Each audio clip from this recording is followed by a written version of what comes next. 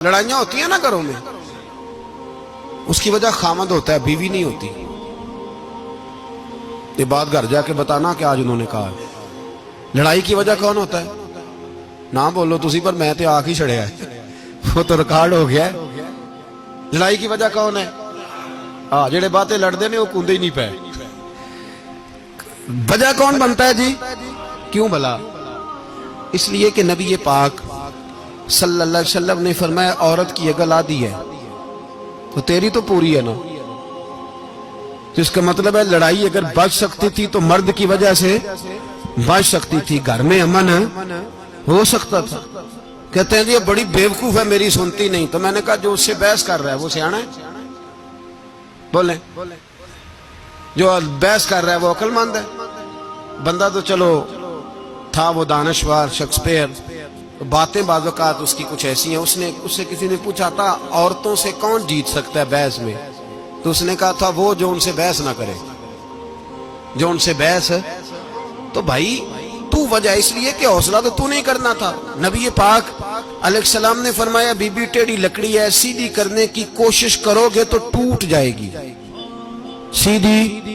تو پھر کتنا بیوقوف ہے جو پتھر سے سر رگڑ رہا ہے، کتنا نادان ہے جو یہ حرکت کر رہا ہے، دریا میں چھلانگ لگا کے کہتا ہے ڈوبوں گا نہیں۔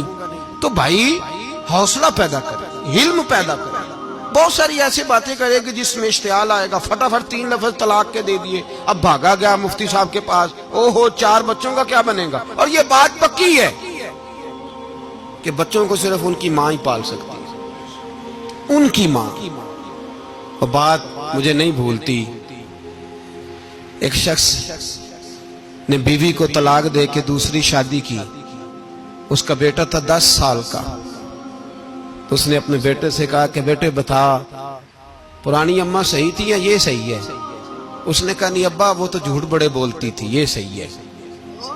وہ جھوٹی تھی، وہ جھوٹ بڑے بولتی تھی میری سگی اماں، یہ سچ بولتی ہے۔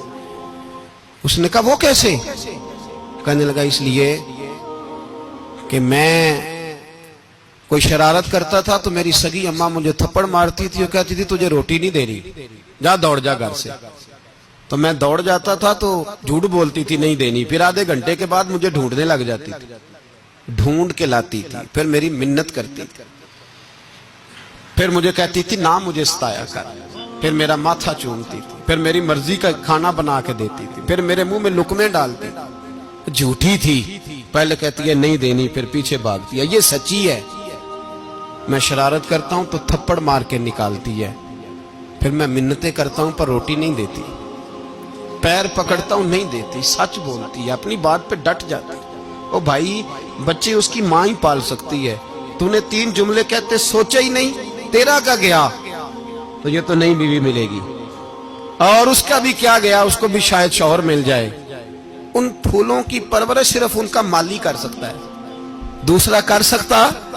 تو نے حوصلہ ہی نہیں کیا۔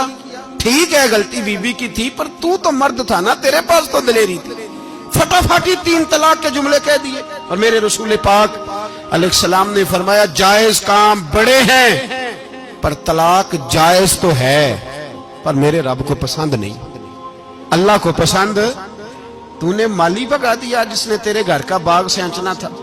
تو بھائی یہ حوصلہ نہیں، درجنوں طلاقیں، 20 کیس، اور ابھی وہ شادی کے پورے کپڑے نہیں پہنے تو طلاق پہلے۔ اس کی وجہ یہ کہ حوصلہ نہیں، صبر نہیں، رضا نہیں، ہم احساس نہیں کرتے۔